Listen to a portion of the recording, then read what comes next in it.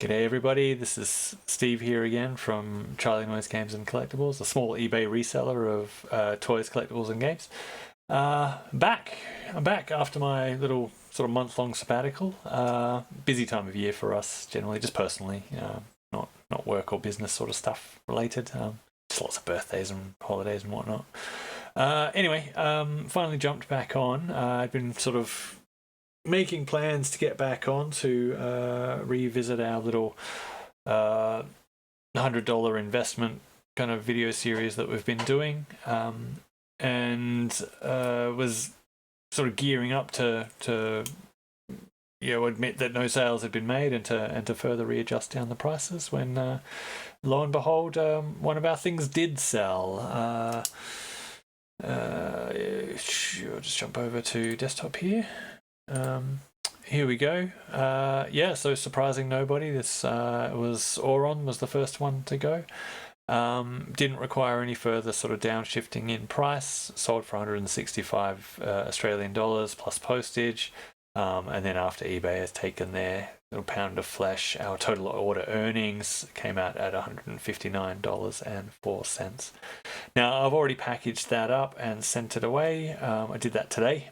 So total postage was $15.25 minus my Australia Post business account discount of $2.44, which brought it out to $12.81 for a total earnings. Whoopsie daisy, classic. Total earnings of $146.23. So with that one sale, we have already more than recouped our $100 that we originally started with, and we are now $46.23 into the black. So what happens from here is I will keep an eye on Facebook Marketplace. I'll keep an eye on eBay. I'll keep an eye on local op shops and whatnot. And see if there's any sort of further opportunities to reinvest this money and turn it into further profit. But outside of that, I have followed this up with a little walkthrough of how I packaged that item up prior to selling it. Prior to sending it, which I'll tack on at the end of this video here. But outside of that, yeah, we're off. Hopefully we can start, rolling this thing downhill and pick up a bit of momentum. Looking forward to the next one. I'll catch you then. Bye. Okay, so having sold one of these figures, we now have to make sure that it's going to get to its destination and its buyer, basically in the same condition as it was when we listed it. There's no point in taking all those photos and advertising our item for it to sell, only to have it sort of get all banged up in the post by not sort of packaging it up appropriately.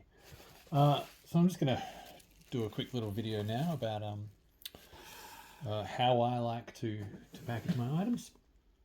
One of the things that we're going to do, one of the first things we're going to do, let me stand up here, is we're going to wrap this fella in a bit of bubble wrap. That way, if it sort of gets shuffled about and knocked about in transit, these bubbles will, the air pockets will absorb some of that impact and prevent the box from getting damaged. So we just need to measure him up real quick and make sure that we sort of cut off enough. Now this little lip, I don't know if you can see it there, but that little lip on the end there, we don't want that to sort of fold over too badly as well. So we need to sort of make sure that we've got enough kind of extra to be able to tape it down without sort of bending that up, if that kind of makes sense. So that should be plenty there. We'll slide all this out of the way. And we're just going to cut off a chunk of this. Did I bring tape? I haven't got my tape here, so I'll have to go and grab that. Just bear with me. Gotta love that slide across, right? Oop, he says, and then it immediately stops. There we go. Okay, we'll just double check, make sure that this is enough.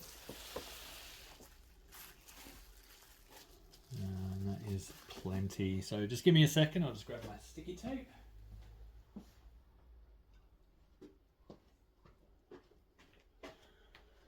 back. Thank you for your patience. So it doesn't need to be, you know, locked down, just secure enough that it's not going to come undone. Because once it's in the box, it's going to sort of prevent any sort of real movement anyway. So should be okay. It's more just for, you know, when people are loading it into vans or whatever it is they do with the post office. And then the only other thing we really have to do is find an appropriately sized box, because there's a couple that I had. So obviously Australia Post, they sell kind of their own stock of sort of standard boxes that they've got at the post office, but they are definitely not kind of one size fits all or one size fits most, has been my experience. So it pays to hold on to boxes from other items that you might have picked up in the past. Hang on, it's all a bit of a mess. Hold up a second. I haven't done this very well at all. Let's retry. Things have kind of migrated around a little bit. Anyway, yeah, so they don't have, you know, they've got a limited sort of selection of different sizes that you can buy in store. And they, you know, they're good for some things, but and I like to sort of keep some of them on hand to size up the items that I'm selling, and that way they're really loose. I don't know what I'm doing here. Sorry, bear with me. Sorry about this. That's better. I'm being, I think, too gentle. That's more like it. Sorry, what was I saying? They have. Yeah, so I've you know, anytime I buy something, I'll hold on to the box just so I've got an idea of, like, and I'm able to sort of size up the things that I later sell, if that kind of makes sense. And so I did have some of those proprietary Australia Post boxes, which I initially tried, and it turns out they were a little bit too small. So, you know, you'd have to sort of buy the next size up, but then you get into issues with postage. It becomes like the bigger the size the box is, the less the weight of the item that you're selling matters, and more the dimensions of the box, if that kind of makes sense. So they do what's called cubed weight, and that's above a certain size. And then, so if you buy a larger box, one that would be sort of far and away big enough to sort of store this, but like too big, you ended up getting charged a baseline weight, as though the item you were selling, say, weighed, say, I don't know, 8 kilos or 10 kilos or something, which this absolutely doesn't. So it's good to sort of have a bit of a scout around beforehand and make sure that you've got a box that's appropriately sized. Now, all I've got here was an old box that has some, you know, came with some Ultra Pro sleeves initially. And this seems to be sort of perfectly sized for what we want. So I'm going to pop that in. And I don't know if you can see that, but it doesn't leave a lot of kind of wiggle room either side. We might just get a little bit of further packing in there, just to make sure that it's nice and secure before sending it off.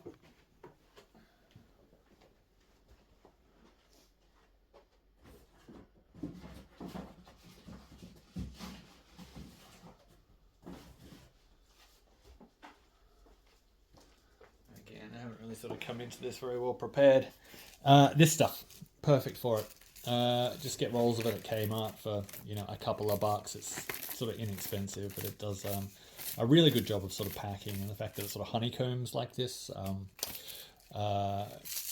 means that it's sort of able to sort of absorb some impact instead of the item that you're selling, which is good. So we're just going to stuff a bit of this in the top of that box there, and that'll probably just about do us, I think. Now the only thing left to do after this is get it to the post office and get it addressed. Now they have, that'll work. They have address labels there. If you're there sort of infrequently, you can just go up to the counter and say, hey, could I please get an address label? And they'll tear one off for you to fill in while you're there. So depending on how frequently you're selling stuff, you can do that.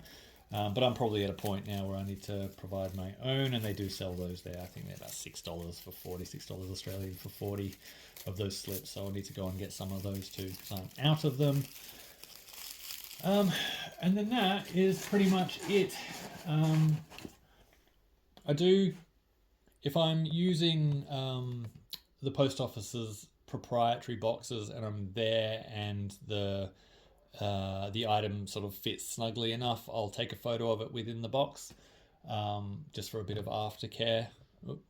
Pushing on the camera a little bit.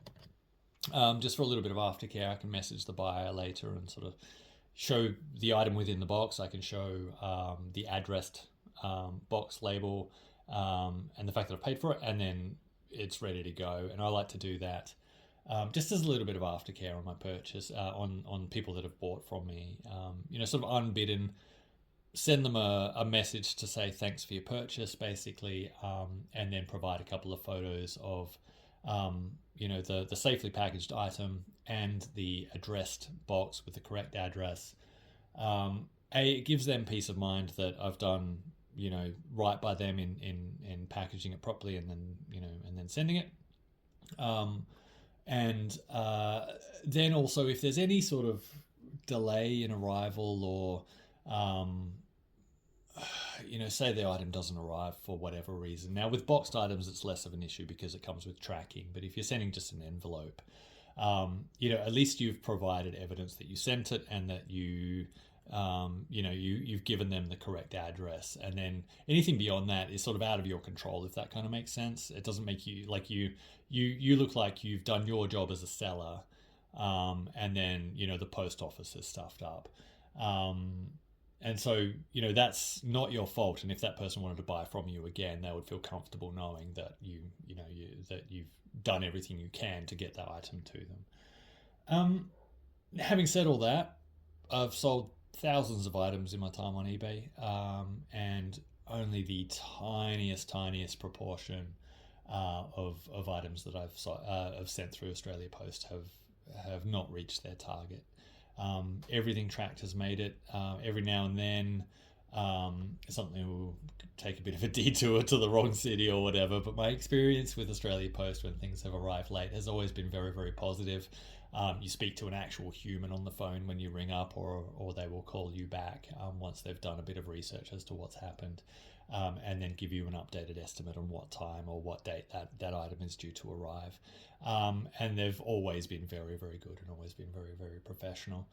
The other thing about it as well is if you're sending a tracked item, is that it will come with $100 of insurance. So if for whatever reason it arrives and it's smashed to smithereens, or it doesn't arrive at all, you can claim that, and they are very good in paying that out as well. One last thing I'll say as well is that they also have a business account system kind of thing going on, which you don't need an ABN for. It's free to sign up. You just need to jump onto the Australia Post website and create an account and sign up to the business account kind of section of it. I can't remember what it is off the top of my head, but it's easy enough to navigate. I don't remember having any issue with it. And you just get a discount. You just get a discount on the things that you send, and the more you send, the bigger the discount is. So there's not really any reason not to do it. I find that when I go to the post office and I send a bunch of stuff, the discount that I get from the Australia Post business, it's a QR code basically. They scan it and it applies a discount to the things that you've purchased, and it more often than not just pays for all of the supplies. Say you buy the box while you're at the store, and that costs say $2 or $3 or whatever. The discount is enough to cover the cost of the materials, and then you're just paying postage. So that's it. So now I'll pop over to my local post office, and we'll get this into the post, and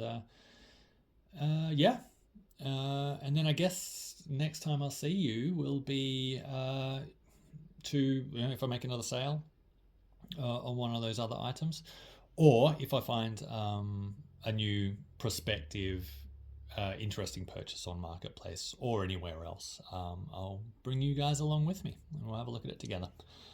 Other than that, I'll talk to you later, I think. I don't think I have much else to say.